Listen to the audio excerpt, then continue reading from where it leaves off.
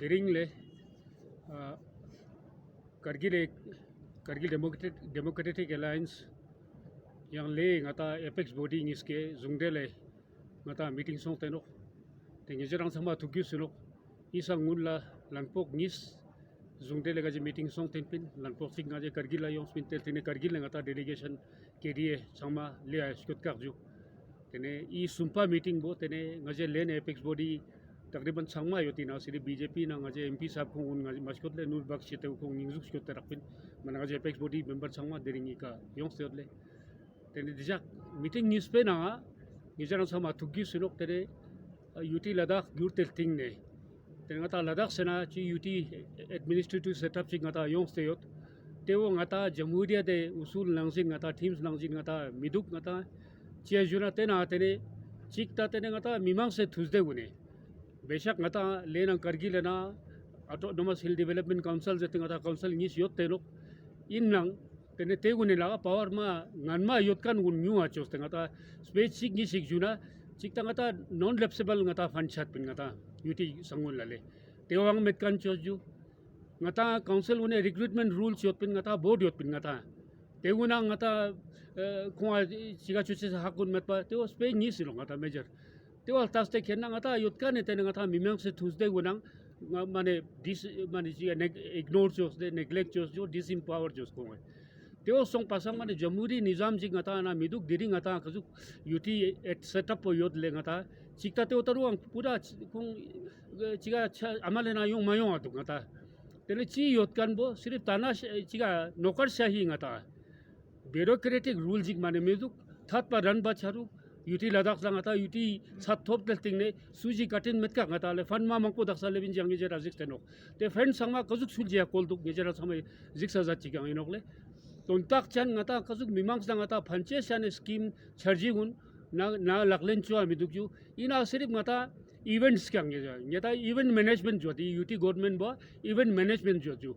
jaga ngejera tukyu sinok lenang kargila department sangma khak kalte pene mang project kyak duk ka bena publicity choches mane yang chang ngata tontak midukle pene ma mang po lep tenok te pene skyak zo gundiring mane accountability mane miduk ngata कजुक जाफ्ता जिक rules regulation जिक योत्ते माने ngata जुग पेने उस क्या न्याना मानो चाहे ngata state setup Indo चाहे ngata यूटी सेटअप इंडो चाहे ngata हिल काउंसिल इंडो या ग्राउंड लेवल तीन उर्दू ना करबला हिसाबे मुझे बिस्मिल्लाहिर्रहमानिर्रहीम टिप्सन साहब चेयरमैन एपेक्स और इनके मेंबर्स केडीए के मेंबर्स आप मीडिया हजरात अस्सलाम वालेकुम। जैसा कि आप सभी जानते हैं केडीए और एपेक्स बॉडी की ये तीसरी मीटिंग है। इससे पहले 2 मीटिंग हो चुकी है और अगस्त की मीटिंग के बाद जिसमें एपेक्स बॉडी और केडीए ने jointly 4 agenda overall Ladakh UT में लद्दाखियों को कॉन्स्टिट्यूशनल सेफ गार्ड के लिए, गवर्निंग के लिए Ladakhi govern by Ladakhis, land protection के लिए, कल्चरल और एनवायरनमेंट सेफ गार्ड और प्रोटेक्शंस के लिए, जॉब रिजर्वेशंस के लिए 4 एजेंडा हमारे फिक्स हुआ है और आप अच्छी तरह से जानते हैं। उसके लिए सबसे पहले एजेंडे पे हमारे स्टेटहुड है। ये स्टेटहुड ही है जिसमें लद्दाखी खुद अपने नुमाइंदे इलेक्ट करेंगे और लद्दाख के लिए रूल बनाना हो, कानून बनाना हो, इनकी डेवलपमेंट के बारे में सोचना हो, ये सारी चीज़ें इस स्टेटहुड के अंदर लद्दाखी करेंगे। क्योंकि स्टेटहुड के अंदर आपका चीफ मिनिस्टर विद कैबिनेट आएगी और सारी डिसीजंस इनके पास होगा। तो हमारा पहला एजेंडा ये है कि लद्दाख के लिए स्टेटहुड। उसके साथ ही साथ चूँकि लद्दाख की स्ट्रेटेजिक और जियोपॉलिटिकल इम्पोर्टेंस बहुत ज़्यादा है, इसलिए हम चाहते हैं स्टेटहुड के साथ साथ कॉन्स्टिट्यूशनल सेफ गार्ड हो। और कॉन्स्टिट्यूशनल सेफ गार्ड्स के लिए हमने डिमांड्स रखी थी कि 6 शेड्यूल, अगर 6 शेड्यूल्स नहीं हो सकता है, इनमें गवर्नमेंट ऑफ इंडिया को रिजर्वेशन है, on the pattern of 6 schedules constitutional लद्दाखियों को सेफ गार्ड दिया जाए। सेकंड हमारा ये था इनकी एक एक्सक्यूज़ ये थी कि आपके लद्दाख में रिक्रूटमेंट के लिए, स्पेशली अनएम्प्लॉयड यूथ के रिक्रूटमेंट के लिए डोमिसाइल सर्टिफिकेट्स नहीं है, इसलिए हम रिक्रूटमेंट नहीं कर पा रहे हैं। और एपेक्स बॉडी का और केडीए का ये क्लियर डिसीजंस था कि हम किसी भी डोमिसाइल सर्टिफिकेट्स को नहीं मानते हैं। अगर लद्दाखियों को देना है on the pattern of PRC, लद्दाखियों को लद्दाखी रेजिडेंट सर्टिफिकेट्स दे दें, जाए इमीडिएटली रिक्रूटमेंट प्रोसेस स्टार्ट हो। ये दूसरी एजेंडा थी। तीसरी हमारा ये था कि लद्दाख को जब तक लद्दाख को आप कॉन्स्टिट्यूशनल सेफ गार्ड्स नहीं दे देंगे तो अकेले स्टेटहुड से भी ये चीज़ें नहीं होने वाली हैं। इन्हीं इश्यूज़ को लेकर ये 4 इश्यूज हमने रखे थे और उसमें 4th इशू हमारा था लेह एंड करगिल के लिए जब भी पार्लियामेंट्री इलेक्शंस आती, क्योंकि पार्लियामेंट्री सीट पूरे लद्दाख के लिए एक है, ये कम्युनल जो हार्मनी है उसको डिस्टर्ब करने के लिए और कम्युनल हार्मनी को डिस्टर्ब करने वाले एलिमेंट्स के लिए एक अच्छी खासी हथियार बन जाती है। तो हमने डिमांड की है लेह और करगिल दोनों के लिए सेपरेट पार्लियामेंट्री लोकसभा सीट। उसी के साथ ही साथ इसमें हमने कहा है कि जिस तरीके से एर्स्टवाइल जम्मू कश्मीर में राज्यसभा के 4 सीट्स थे, लद्दाख को भी राज्यसभा के 1 सीट्स दिया जाए। ये 4 इश्यूज थे। उसी के साथ आपने देखा होगा जब ये एजेंडा फिक्स हुआ और प्रेस कॉन्फ्रेंस हुई तो गवर्नमेंट ऑफ इंडिया ने ये प्रॉमिस किया था कि एपेक्स बॉडी और केडीए के जो भी कमेटी बन जाएगी उस कमेटी के साथ इमीडिएटली होम मिनिस्ट्री के साथ मीटिंग होगा। लेकिन 2-3 महीने गुजर गए, उसके बाद कुछ भी नहीं हुआ। नित्यानंद राय जी यहाँ पे आए एमओएस होम, इन्होंने एपेक्स बॉडी को भी नहीं बुला लिया और केडीए को भी नहीं बुला लिया। इनसे हट के कुछ इंस्टीट्यूशंस को बुला के एपेक्स बॉडी और केडीए को तोड़ने की कोशिश की और जिसके मुखालिफत में एपेक्स बॉडी और केडीए ने पूरी लद्दाख में कॉल दी थी स्ट्राइक करने की, लद्दाख बंद की, और इसी लद्दाख के बंद के चलते हुए ये मजबूर हुए एपेक्स बॉडी और केडीए को बुलाए लेह में। और नित्यानंद जी के साथ हमारी मीटिंग हुई, उसमें हमने इन्हीं 2 इश्यूज़ को, 4 इश्यूज़ के साथ साथ इन 2 इश्यूज़ पे हमने ज़्यादा फोकस किया। हमने कहा था आप जो कर सकते हो वो है पहले रेजिडेंट सर्टिफिकेट, फिर इसके बाद रिक्रूटमेंट, और उसके साथ जो कमेटी बनी है उस कमेटी का इमीडिएटली होम मिनिस्ट्री के साथ मीटिंग। इन्होंने ये दोनों पॉइंट्स एक्सेप्ट कर ली थी और इसके बाद आपने देखा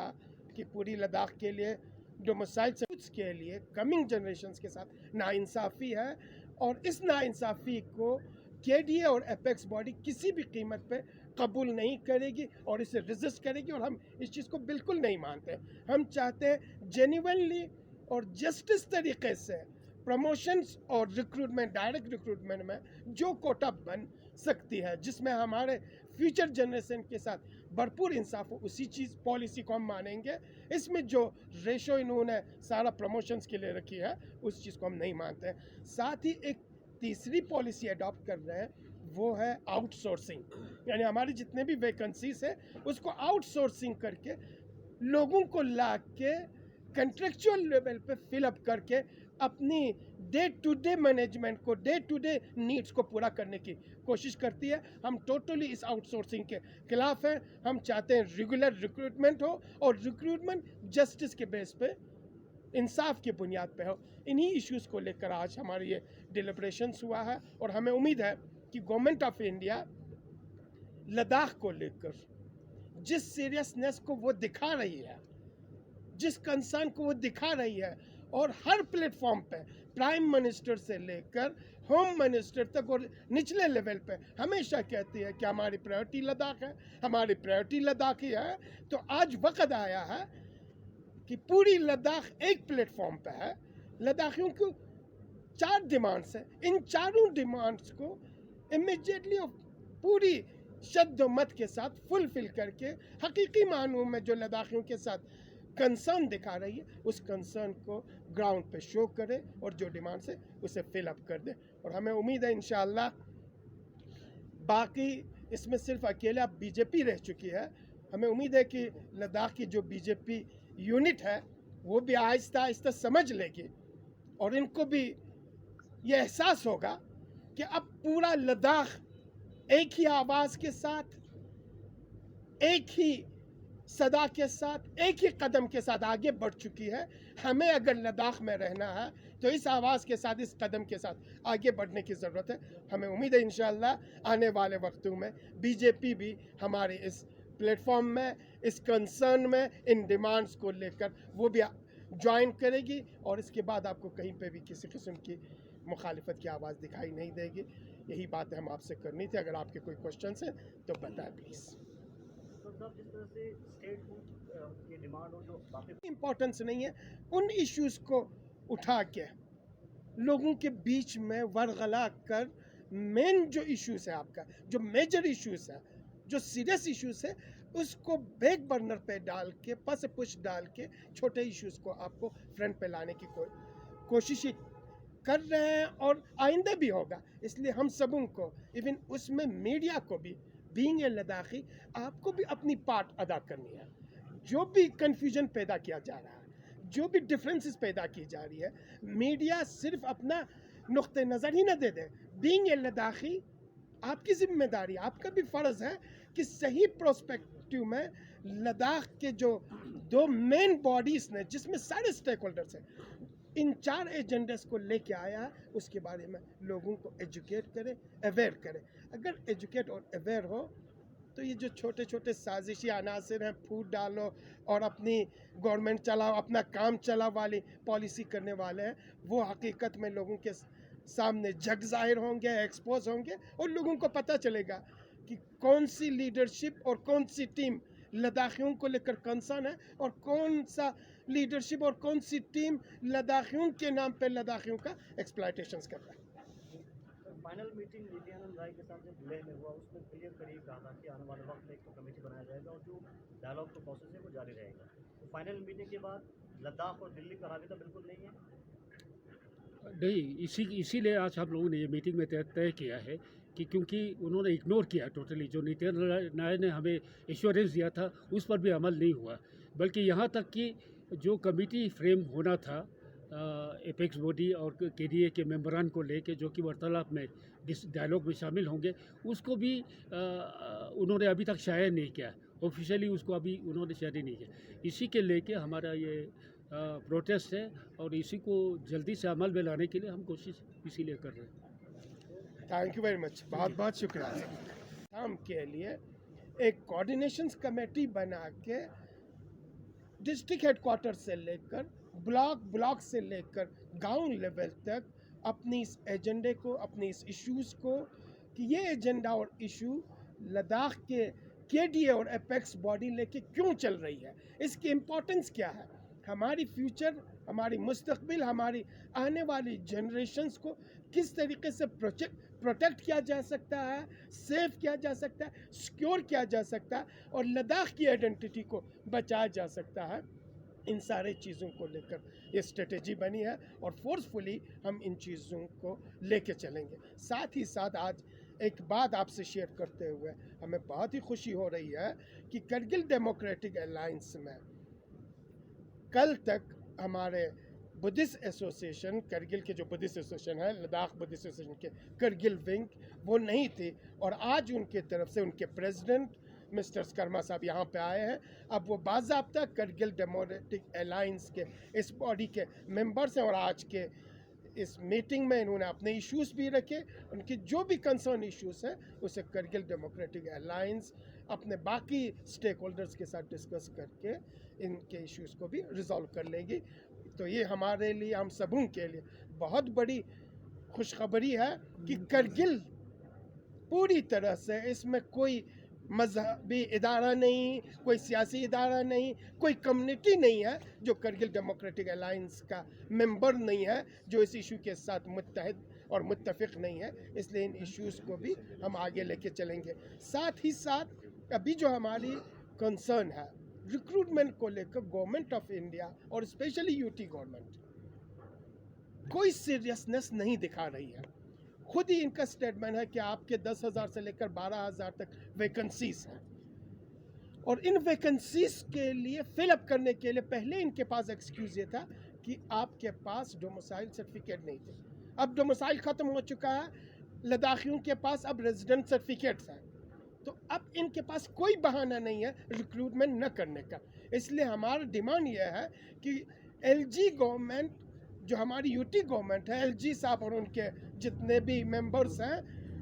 ब्यूरोक्रेसी, इन सबों को बहुत ही तेज़ी के साथ इस रिक्रूटमेंट को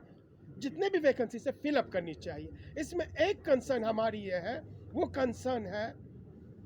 कि रिक्रूटमेंट में